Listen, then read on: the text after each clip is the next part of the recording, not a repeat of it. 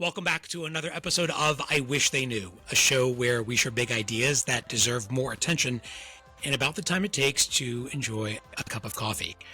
I'm Joe Hirsch. Today's wish comes from Ryan Hawk. Ryan is a keynote speaker, the best-selling author of 3 books, and the host of the Learning Leaders Show, which has been named an Apple Podcast bestseller for the past 4 years and regularly ranks as the #1 business podcast in the world. One of my favorite shows. I hope it's one of yours too. Ryan, welcome to the show. How are you? I appreciate you having me, Joe. Thanks for all your prep. Thanks for doing this. It's good to have you here. So what do you wish more people knew? I think curiosity is an amazing way to show love. Showing someone else that you're genuinely interested in them, their story, their life, their loved ones, their goals, where they want to go is a form of love. And so when I say curiosity is an amazing way to show love, I think is being genuinely interested in somebody else. Finding them fascinating, finding their story really interesting, asking questions, asking follow-up questions, nodding, leaning in, right? Being actually curious. Think about the last time in your life, Joe, when you had a conversation with a person who was genuinely interested and curious in you and your story and what you're about. I bet you fell in love, at least for a short period of time. I bet you want to see them again. If you had a lunch with them, I bet you want to go again. But think about that. I hate the fact that that's rare, but it is. How can we cultivate that curiosity? Some people are more naturally curious than others, but it seems like it's something that can be refined over time, right? Yeah, I mean, I think you gotta. There's a question about like how do you help kids learn to read, or how do you help kids get excited to read? I think it's a similar question to what you're asking, and that's read what you love until you love to read. And so I feel like you gotta hopefully put people in positions that they're actually interested and curious about that topic or that person, but it's got to be genuine. This can't be artificial. It's got to be real. So you can't force it, but I do think it's a skill. I think it's a muscle. I think it can get bigger. I think you can work it, but you got to put yourself in those situations to really work that curiosity muscle. It seems a lot harder to be curious about others when we're so self-absorbed. Do you think that the current state of our values, our society today, makes it harder for people to get outside of themselves and genuinely think about others? Probably. Yeah, I think people are better. It's funny, looking at young professionals when they film videos for interviews or things like that, they're actually much better than people were in the past because they're used to filming get ready with me's. They're used to filming using Snapchat, using phones to film videos for their friends. And so they are actually better at some skills, but potentially worse at others, worse at showing interest and curiosity in other people because they've been developing the skill to talk about themselves. And so, yeah, I mean, in a way, it's like, let's take the good, right? The fact that you've gotten better at potentially being a communicator when it comes to like this on camera stuff, but maybe you've gotten worse when it comes to having a one-on-one conversation with the person in real life and looking them in the eye and nodding and giving them and having good body language and asking interesting follow-up questions that lead to a deeper conversation, which leads to a deeper relationship. So staying curious requires us to ask good questions to keep that conversation volley going. What's an example of a really good question that keeps the conversation in play?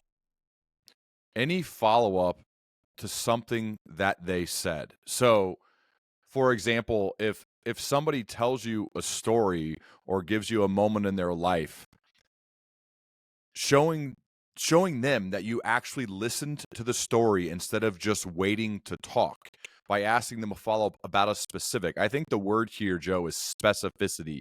Specificity with your introductory question and specificity with your follow-up, specificity with your praise, right? All of that I think is a really big deal. It shows the other person that you are actually listening. So you can't really predict. I say this on my podcast all the time when I'm getting ready to record with guests, that the best questions I'm going to ask you will always be the follow-up questions. And the fun part about this is I have no idea what those are going to be because they're going to be based on what you say. And so I say I'm going to try hard to be a good listener and try hard to understand what you're saying and try hard to ask follow-ups that get us to an even deeper place. But you can't really predict them. It's hard to know what they're going to be because they're based on what the other person said and you being a really good listener. How would you describe your listening? Do you think you're a good listener? I think getting 640 repetitions over the past decade has helped a lot. Now, it also helps that all 640 of those people I'm genuinely curious about and interested in their story. Am I a great listener if I happen to be on the sidelines of one of my daughter's soccer games and it's with a parent that I'm, not that curious or jazzed to have a conversation with because I just want to watch the game?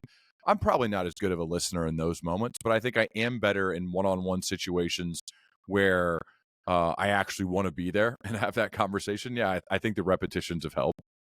Talk about the role of empathy in developing this kind of curiosity, because part of me thinks that in order to really stay with another person in the course of a conversation, you have to almost put yourself alongside that person. It requires a genuine empathy for wanting to feel what that person is feeling and know what that person is knowing. How do you think that plays in these conversations? I don't know. Empathy is an interesting word. I find it more like sometimes asking good questions and being curious can also be a bit selfish. Like sometimes I'm just genuinely interested to know about that person and their story, and I'm thinking again selfishly, what can I learn from their story that could help me be better? So maybe I don't know if that's empathy or not, because sometimes it is a selfish endeavor, even though it feels really good to the other person too, and it's showing love to them that you care about their story. But I like going deep with questions fast. So I remember meeting a guy again at practice. I have kids; they play sports. Practice soccer field. And we had known each other a little bit, but not that well. I had talked a few times, not at depth. But we were both standing there. We had an hour long practice, and he had told me he gotten divorced. And my immediate question was, "Oh, why did you get divorced?" And I think when I told my wife about that, she's like, "Wow, I mean, are you sure you should ask that question?" I go, "Well, I was curious to know." And the guy actually had a long, in-depth answer, and I think he kind of wanted to talk about it, because I don't know if you get asked that question very much. But to me, like, I think that showed I was just genuinely curious and I cared to hear why. And one way to say, like, well, I don't want to do the thing he's about to say, so in a way it was kind of a selfish act. But I was curious about him, and I think we both kind of built a deeper relationship over the course of those, 30, 45 minutes of hanging out at a soccer practice. Have you ever tried to go deep with someone fast and it backfire on you? Like you ask that kind of question and they're like, why are you asking me that? I think sometimes it just kind of lands flat, or they give you a short answer, or they wouldn't necessarily say that and make it contentious. Like, why are you doing that?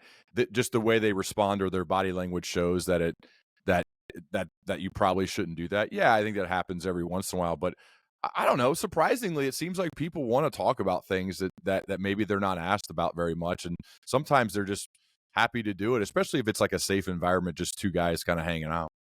What if you are talking with someone who's genuinely incurious? They have no interest beyond themselves. Are there things that we can do to open others up so that we can help make that a better conversation? Well, this happens all the time, every day. This is most people.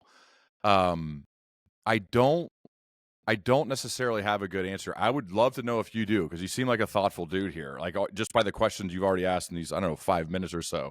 So I honestly am not just trying to like get out of the answer. I find when this happens, I lead with my curiosity and ask them questions, and they just keep going, and they keep going, and they keep going, and they keep going, and then the lunch is over, and we never talk again. So I don't know, like, what do you do when you're in those situations? I find this happens a lot, and then what I do is just never have lunch with that person again. I don't know. What do you do? Sometimes I'll call them out on it. I'll say, I'm Really? I'll say, I'm getting the feeling that, is it something that I've said, or is it the line of questioning that I'm using Wait, here? you mean if someone's only talking about themselves the whole time? Yeah, Or and I'm like, okay. I thought we came here to discuss, whatever that the other issue is, like this project or this keynote or this client, and they're only talking about themselves. I'm like, did I miss the memo on what we were meeting about today? Because I'm happy to listen to you talk about yourself, but I thought we were here to talk about something else. And that can sometimes lighten it a bit. And they're like, oh my God, I haven't stopped talking for 20 minutes. I should shut up now. And so sometimes just naming it helps it. Never done that. I kind of like that. I think there's a huge opportunity here in the workplace, right? Leaders who show an interest and show curiosity in the lives of their teams, that's an act and an expression of love. Absolutely. And Absolutely. wouldn't we just have healthier teams, better workplaces if leaders could just do more of that? When I got promoted for the first time in corporate America from an individual contributor to a manager, I was very lucky to have advice from my dad, from my VP of sales, Rex Caswell, and multiple other guys. One of the things I did is I've created this kind of getting to know you form. And it was a series of probably, 15-ish, 20-ish questions that they filled out that were all about them as a human, them as a person, their family, like what they're interested in, what they're curious about, like, favorite books, favorite quotes, best advice, worst advice, like all this stuff about them as a person. They filled it out and then I filled it out. And then we'd have an hour-long meeting just going over our getting to know you document. And I saved those and they had mine. And we could refer back to it. We'd update it every year or so with new stuff. And I found like just that simple act of whether it was within their first week or so, when they became on my team, when I was the new manager, I did it with everybody that was on the team. There's this act of saying, hey, yes, we're here to achieve a goal. We're here to hit this big sales number as a team. I know I'm your manager. I'm your boss. But like, I want to get to know you. Like, I'm curious about you as a person. I want to know what you're interested in. I want to know what you're all about. And I think this simple getting to know you thing showed that you just want to get to know them. And you'd think like, oh, well, yeah, that's obvious. Of course, everybody would do that. Well, I've never had anyone else do it ever in my career, do anything like that, trying to get to know me. Occasionally, you go out to dinner with your boss and you might talk a little bit about your wife and your kids, but like there wasn't a ton of that happening. And so I think just doing something practical like that and to show your team, to show your people that you care about them as actual people, not just as someone to help me hit my number, I think is a good thing to do. That's a fantastic idea. I've seen it done in terms of someone's work personality, like work styles and preferences. Yeah. And here's how I like to be, communicated with. That's good too. Yeah, which is good. Yeah, here's how I like feedback. I want it in person. I don't want it in an email. But those opportunities to get to know the person, that's where the real magic happens in the relationship building. Yeah. I mean, I think about your favorite boss of all time for anybody, like your favorite boss of all time. I bet you felt and you feel like they genuinely care about you. Your favorite boss, right? Think about your least favorite boss. I bet you feel like they don't really care about you. Okay. I mean, like let's start there. Let's strive to be their favorite boss. Yeah. Right. And the number one way to do that, I think, is to show them that you genuinely care for them. You have to actually care, not like in a fake way to make it seem like you do, but you have to actually do it. And if you do, I think you have a greater shot of actually hitting whatever the goal is that the company has set forth for you by caring for your people in a genuine way. Yeah, curiosity is the fuel of caring. Yeah, I love that. Yeah, absolutely. I'm definitely more curious now than I was before.